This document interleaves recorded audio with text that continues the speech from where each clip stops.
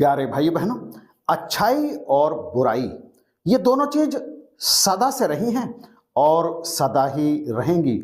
जिस तरह से अच्छाई का कभी नाश नहीं होता, उसी तरह से बुराई का भी कभी नाश नहीं होता। बुराई भी सदा अमर है। जिस तरह से अंधकार कभी समाप्त नहीं हो सकता, बस वो कुछ देर के लिए अपसेंट हो जाता है, अनुपस्थित हो जाता है तब तक के लिए, जब तक प्रकाश वहां पे रहता है। और प्रकाश प्रकाश सदा स्थायी नहीं होता। प्रकाश कम हो जाता है, प्रकाश अधिक हो जाता है, प्रकाश समाप्त भी हो जाता है। और जैसे ही प्रकाश समाप्त होता है, वैसे ही अंधकार वहीं पर प्रकट हो जाता है। वो रहता वहीं पर है, लेकिन प्रकाश के आने से, प्रकाश के प्रकट होने से वो गायब हो जाता है। ठीक इसी तरह से हर व्यक्ति के अंदर बुराई मौजूद है और वो कभी भी मिट नहीं सकती। लेकिन जब उसके अंदर अच्छाइयां प्रकट होने लगती हैं, तो वो बुराइयां अपने आप ही दबने लगती हैं, दब जाती हैं। और वो तब तक दबी रहती हैं जब तक अच्छाई उसके अंदर मौजूद रहती है, जब तक अच्छाई का उसके अंदर प्रभुत्व रहता है। इस रूम के अंदर अंधकार है, ये अंधकार कहीं से आया नहीं है, ये सदा से यहीं पर है। प्रकाश आता है, प्रकाश सदा से नहीं रहता, वो आता है। अब देखिए, इस रूम के अंदर हमने प्रकाश कर दिया, अंधकार कहीं चला गया ना, वो कहीं गया नहीं है, वो यहीं पर मौजूद है। लेकिन प्रकाश के आने से अब वो अपसेंट हो गया है, अब वो लुप्त प्राय हो गया है। अब देखिए, हमने ये फिर से प्रकाश को बंद कर दिया, अब अपने आप ही यहां पर प्रकट हो गया अंधकार। ठीक इसी तरह से बुराइयां इस इंसान के अंदर रहती हैं, वो कहीं पर जाती नहीं हैं और कहीं से आती नहीं हैं, वो सदा हर किसी के अंदर मौजूद रहती हैं। परंतु जैसे ही अच्छाई उसके अंदर प्रकट होती है, वैसे ही उसके अंदर की बुराई वहां से अपसेंट हो जाती है, जाती नहीं है, लुप्त नहीं होती है, वो वहां से अपसेंट हो जाती है। और जैसे ही अच्छाई घटती है, बुराई वैसे ही प्रकट हो जाती है। आपने अपने जीवन में यदि कोई गलत काम किया है या गलती से आपसे कोई गलत काम हुआ है, तो आप ध्यान रखें इस बात का, वो जिस भावना को लेकर के आपसे हुआ है, वो भावना प्रबल है और वो आपके जीवन में आने वाले दुख और सुख का कारण बनेगी। आपकी भावना मायने रखती है। आपने कर्म किया क्या है, ये मायने नहीं रखता।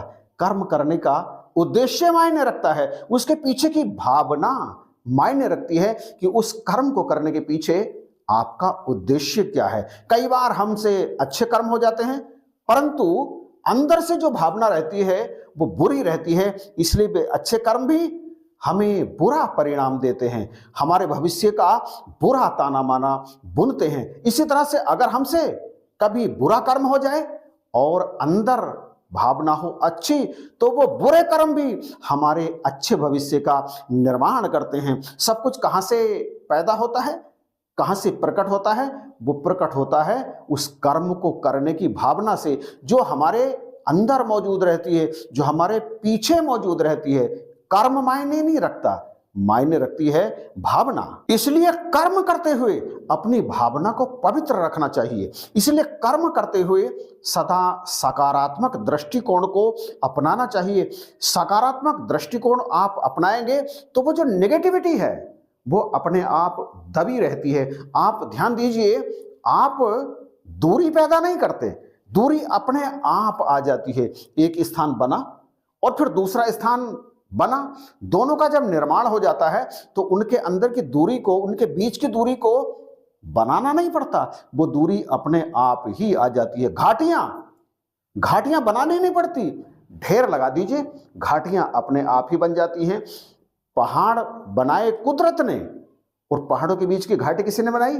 किसी ने भी नहीं। बुराइयां मौजूद होती हैं, घाटियां मौजूद होती हैं, पहाड़ बनते के साथ ही अपने आप प्रकट हो जाती हैं। ठीक इसी तरह से दुष्टता को लाना नहीं पड़ता, अच्छाई को कम कर दीजिए, दुष्टता अपने आप प्रकट हो जाती है। बुराइयों को लाना नहीं पड़ता, वो सदा मौजूद रहती हैं। आप अच्छाई को हटा दीजिए, बुराई अपने आप प्रकट हो जाएगी। अपनी शांति को भंग कर दीजिए, घर के अंदर कलह कलेश अपने आप आनी शुरू हो जाएगी।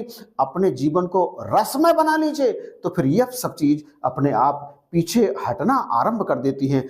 आपके जीवन को सुखमय बनाना, आपके जीवन को दुखमय बनाना आपके अपने हाथ में है। वो कहीं से किसी दूसरे के द्वारा किए गए कृत्य से आपका जीवन सुखी और दुखी नहीं होता। दरअसल अगर कोई हमें दुखी करना चाहता है तो वो कुछ प्रयास कर सकता है, बहुत प्रयास भी कर सकता है, परंतु दुखी और सुखी होना ये आपके अपने हाथ में है। चाहे कोई आपको कितना ही प्रताड़ित करे, परंतु यदि आपने सुखी होने का, यदि आपने शांत रहने का संकल्प ले लिया है, तो फिर वो बुराई, वो दिक्कतें, वो उनका प्रयास आपके सामने आकर के निश्चित रूप से विफल हो जाएगा। ये कितनी अजीब बात है कि ये व्यक्तित्व आपका अपना है। परमात्मा ने आपको स्वतंत्र व्यक्तित्व का इंसान बनाया है, आपको सब कुछ दिया है, लेकिन आपने अपने सुख और दुख की डोर किसी और के हाथ में सौंप दी है। कोई और कर्म करता है तो आप दुखी होते हैं, कोई और कर्म करता है तो आप सुखी हो जाते हैं। ये कैसी अजीब विडंबना है। अरे आप स्वतंत्र व्यक्तित्व हैं, अपने सुख का निर्धारण आपको स्वयं को करना है। दूसरे के प्रयास के द्वारा ना आपको दुखी होना है और ना ही आपको सुखी होना है। आपको अपना सुख दुख स्वयं तय करना है। और दुख क्यों? केवल सुख और शांत आपको रहना होगा, क्योंकि आप एक स्वतंत्र सत्ता है परमात्मा की। प्यारे भाइयों बहनों, इसलिए सदा याद रखना, कोई दूसरा यदि आपको सुखी अथवा दुखी करने के लिए कोई प्रयत्न करता है तो आप अपने आप से कहिए, हटा परे को, इसके कृत्य से मुझ पर कोई फर्क नहीं पड़ेगा। मैं परमात्मा की रचना हूं, मैं स्वयं अपने सुख दुख को निर्धारित करूंगा, मेरी मर्जी से ही सब कुछ होगा, जो मैं चाहूंगा वो करूंगा। और मैं चाहूंगा सदा अच्छा करना, क्योंकि परमात्मा भी अच्छे को पसंद करते हैं। और संसार में मोस्टली ऐसे लोग हैं जो अच्छाई को पसंद करते हैं, वे तो चुनिंदा हैं, उंगलियों पर गिनने लायक, जो बुराई को पसंद करते हैं और बुरे लोगों को पसंद करते हैं। तो आज ही ये निर्णय लेना होगा कि हमें अच्छाई को आगे लाना है, और अच्छाई को जब हम आगे ले आएंगे तो बुराइयां अपने आप ही पीछे हटती चली जाएंगी। कमरे में यदि स्थायी प्रकाश रहेगा तो वहां अंधकार प्रकट नहीं हो सकता। हालांकि है वही, बुराइयां आपके अंदर रहेंगी, निश्चित रूप से रहेंगी, परंतु जब आप अपनी अच्छाइयों को प्रबल कर लेंगे, उन्हें ही प्रकट रहने देंगे, तो आपके अंदर की बुराइयां सदा ही दबी रहेंगी, सदा ही दबी रहेंगी। तो मैं समझता हूं कि आज का ये वीडियो जरूर आपको पसंद आया होगा। प्लीज कमेंट करके बताइएगा जरूर कि आपको कैसा लगा, और इसे शेयर करना बिल्कुल भी मत भूलना। प्लीज अभी शेयर कर दीजिए। चैनल पर यदि नए हैं तो इसे अभी सब्सक्राइब कर लीजिएगा। इन्हीं शब्दों के साथ आप सभी को जय हिंद, नमस्कार और प्यार भरी धन निरंकार।